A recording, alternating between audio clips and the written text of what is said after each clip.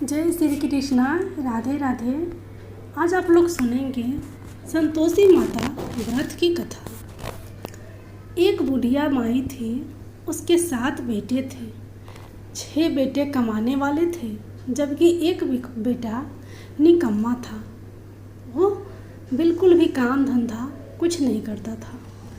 बुढ़िया 6 बेटों की रसोई बनाती और भोजन कराती, और उनसे जो कुछ जूठन बचती वह 7वें को दे देती। एक दिन वह पत्नी से बोला, देखो मेरी माँ को मुझ पर कितना प्रेम है। वह बोली, क्यों नहीं, सबका जूठा जो तुमको खिलाती है। वह बोला, ऐसा नहीं हो सकता, मैं जब तक आँखों से ना देख लूँ मान नहीं सकता। बहू हंस कर बोली, देख लोगे तब तो मानोगे। कुछ दिन बाद त्यौहार आया। घर में 7 प्रकार के भोजन और चूरमे के लड्डू बने। वह जांचने के लिए सीढ़ दुखने का बहाना कर पतला वस्त्र सीढ़ पर ओढ़ रसोई घर में सो गया। वह कपड़े में से सब देखता रहा। 6 भाई भोजन करने आए। उसने देखा माँ ने उनके लिए सुंदर आसन बिछाया, नाना प्रकार की रसोई परोसी और आग्रह करके उन्हें जमाया। वह देखता रहा। 6 भोजन करके उठे, तब माँ ने उनकी झूठी थालियों में से लड्डुओं के टुकड़े उठाकर एक लड्डू बनाया। जूठन साफ कर। बुढ़िया माँ ने उसे पुकारा, बेटा 6 भाई भोजन कर गए, अब तू ही बाकी है, उठ, तू कब खाएगा। वह कहने लगा, माँ मुझे भोजन नहीं करना है, अब परदेश जा रहा हूँ। माँ ने कहा, कल जाता तो आज चला जा। वह बोला, हाँ आज ही जा रहा हूँ। यह कहकर वह घर से निकल गया। चलते समय पत्नी की याद आ गई। वह गौशाला में कंडे यानी उपले थाप रही थी। वहाँ जाकर बोला, हम जावे परदेश, आवेंगे कुछ काल, तुम रहियो संतोष से, धर्म अपनो पाल। वह बोली, जियो जियो पिया आनंद से, हमारो सोच हटाए, राम भरोसे हम रहे, ईश्वर तुम्हें सहाय। 2 निशानी आपन देख धरू में धीर, सुधी मति हमारी, बिसारियो रखियो मन गंभीर। वह बोला, मेरे पास तो कुछ नहीं, यह अंगूठी है, सो ले लो और अपनी कुछ निशानी मुझे दे। वह बोली, मेरे पास क्या है, यह गोबर भरा हाथ है। यह कहकर उसकी पीठ पर गोबर के हाथ की थाप मार दी। वह चल दिया। चलते चलते दूर देश पहुंचा। परदेश में नौकरी। दूर देश पहुंचा। वहाँ एक साहूकार की दुकान थी। वहाँ जाकर कहने लगा, भाई मुझे नौकरी पर रख लो। साहूकार को ज़रूरत थी। बोला, रह जा। लड़के ने पूछा, तनख्वाह क्या दोगे। साहूकार ने कहा, काम देखकर दाम मिलेंगे। साहूकार की नौकरी मिली। वह सुबह 7 बजे से 10 बजे तक नौकरी बजाने लगा। कुछ दिनों में दुकान का सारा लेन देन, हिसाब किताब, ग्राहकों का माल बेचना, सारा काम करने लगा। साहूकार के साथ 8 नौकर थे। वे सब चक्कर खाने लगे। यह तो बहुत होशियार बन गया। सेठ ने भी काम देखा और 3 महीने में ही उसे आधे मुनाफे का हिस्सेदार बना लिया। वह कुछ वर्ष में ही नामी सेठ बन गया और मालिक सारा कारोबार उस पर छोड़कर चला गया। इधर उसकी पत्नी को सास ससुर दुख देने लगे। सारी गृहस्थी का काम करा के उसे लकड़ी लेने जंगल में भेजते।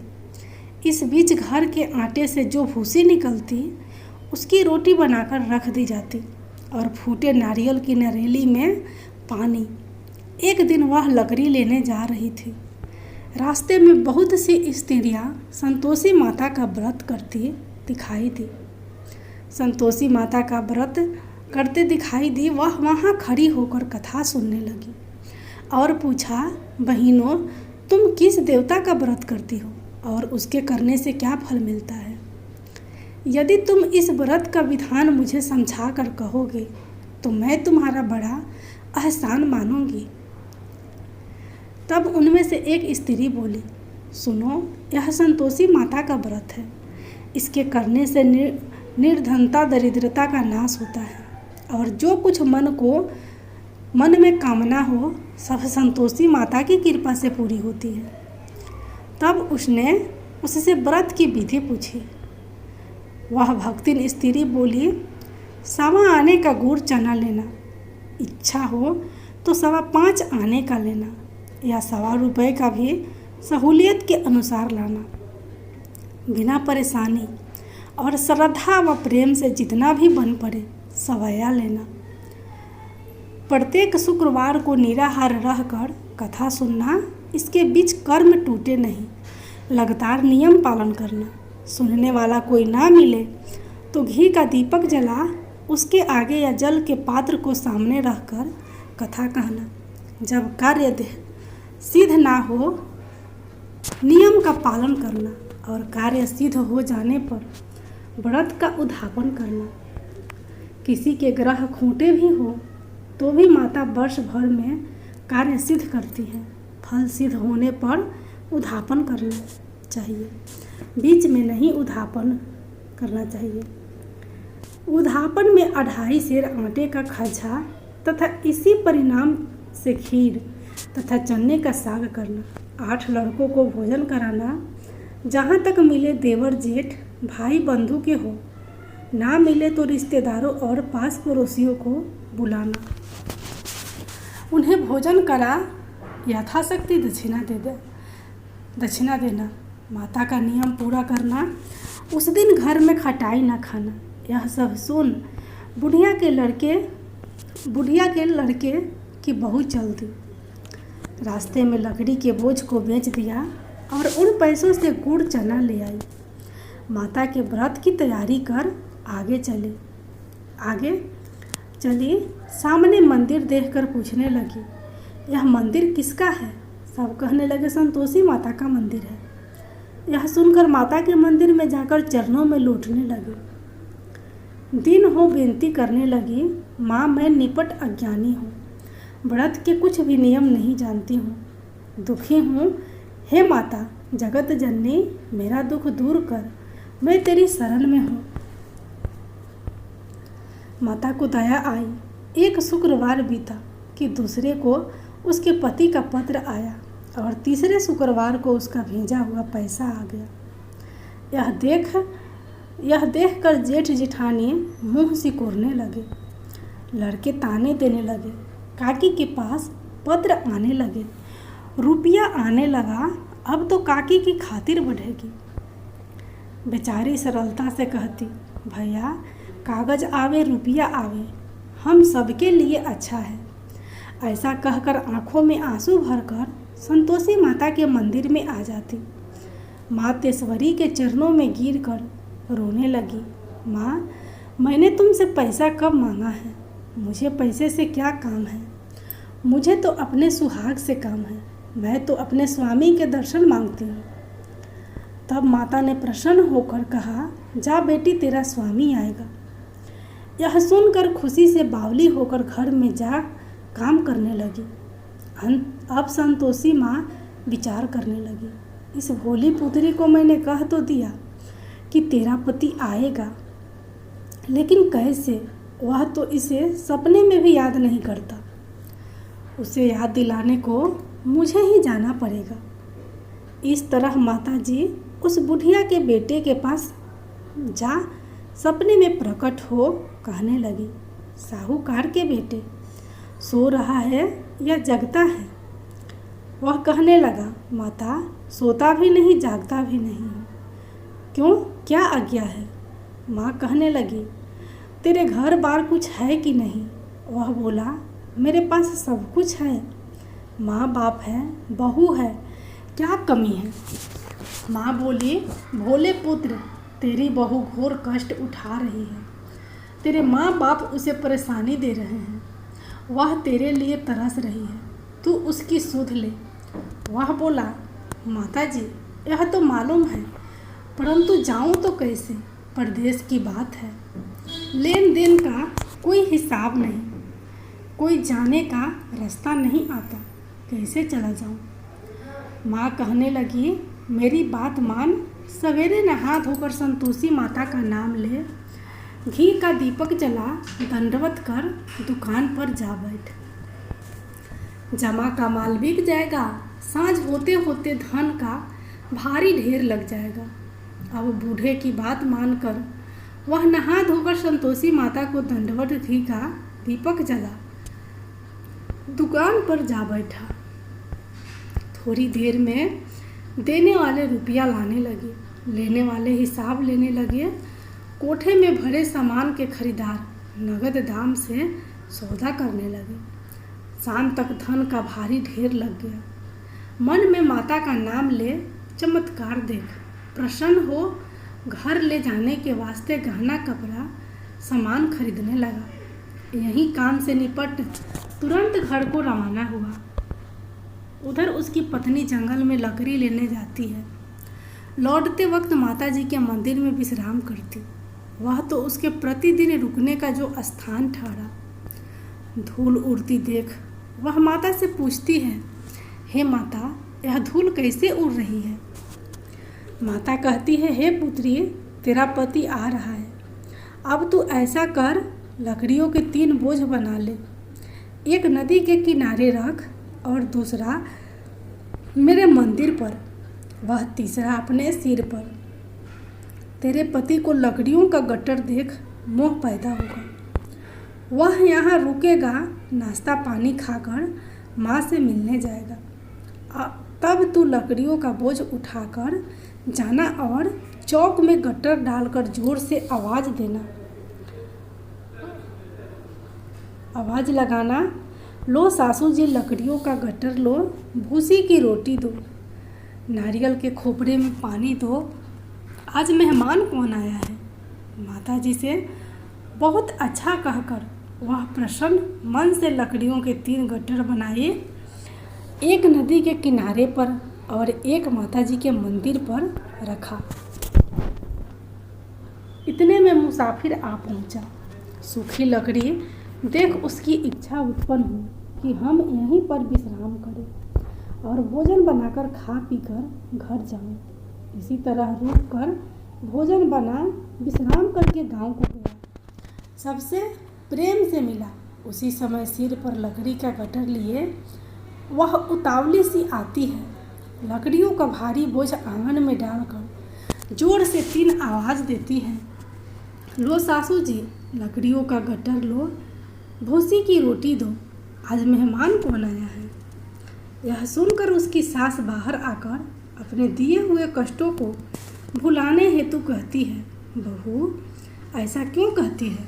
तेरा मालिक ही तो है, तेरा मालिक ही तो आया है। आ बैठ, मीठा भात खा, भोजन कर, कपड़े गहने पहन।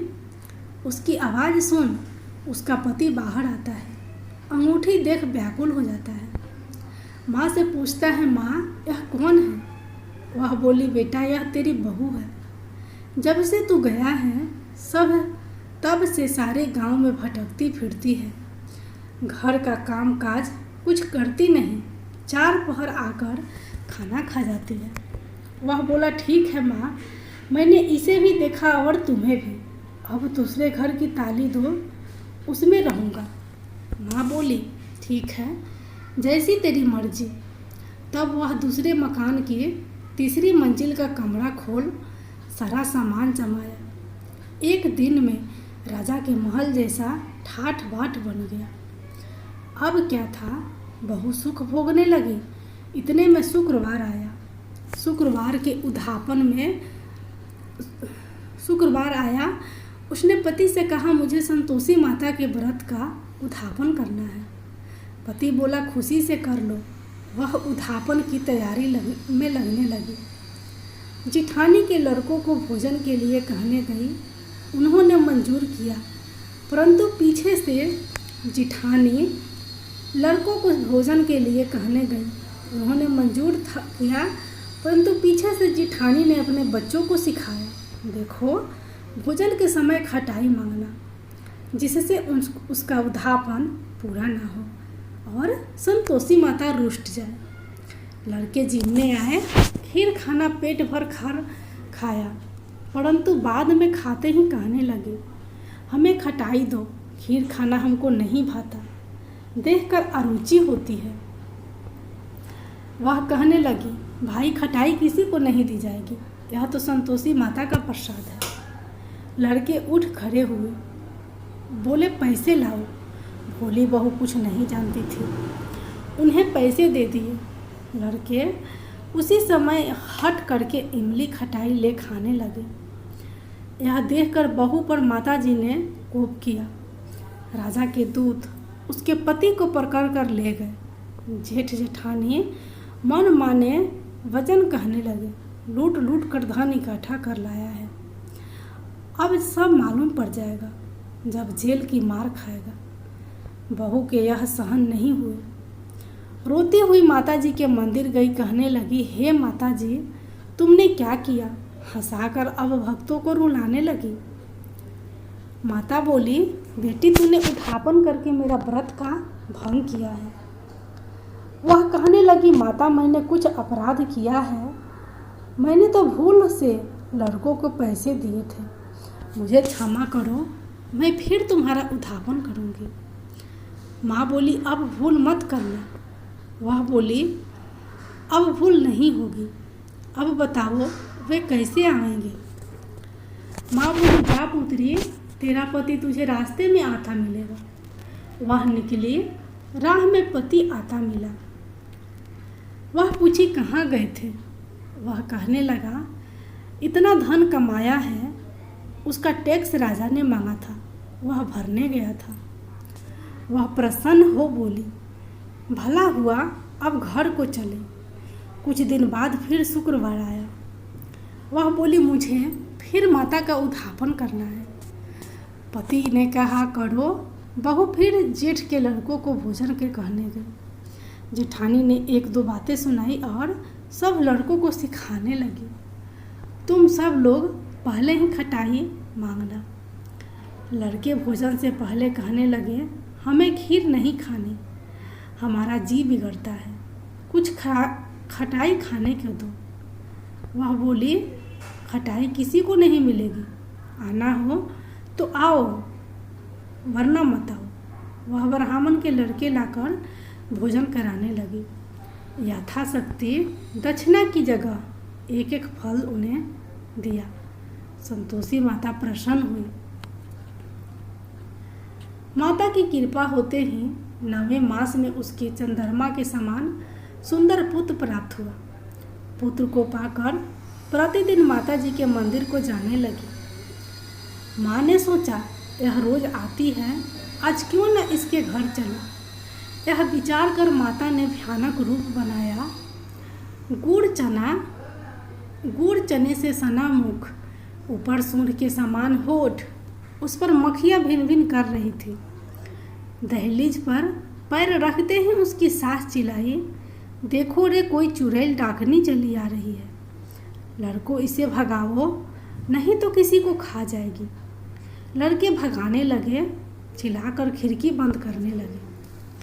बहू रोशनदान से सब देख रही थी। प्रसन्नता से पगली बन चिल्लाने लगी, आज मेरी माता मेरे घर आई हैं, बच्चे को दूध पीने से हटाती है। इतने में सास का क्रोध फट पड़ा। वह बोली, क्या उतावली हुई है, बच्चे को पटक दिया। इतने में माँ के प्रताप से लड़के ही लड़के नजर आने लगे। वह बोली, माँ जी, मैं जिसका व्रत करती हूँ यह संतोषी माता है। सबने माता जी के चरण पकड़ लिए और विनती कर कहने लगे, हे माता, हम मूर्ख हैं, अज्ञानी हैं, तुम्हारे व्रत की विधि हम नहीं जानते। व्रत भंग कर हमने बड़ा अपराध किया है। जग माता, आप हमारा अपराध क्षमा करो। इस प्रकार माता प्रसन्न हुई। बहू को प्रसन्न हो जैसा फल दिया वैसे माता सबको दे, जो पढ़े या जो कथा सुने, उनके सब मनोरथ पूर्ण हो। बोलो संतोषी माता की जय।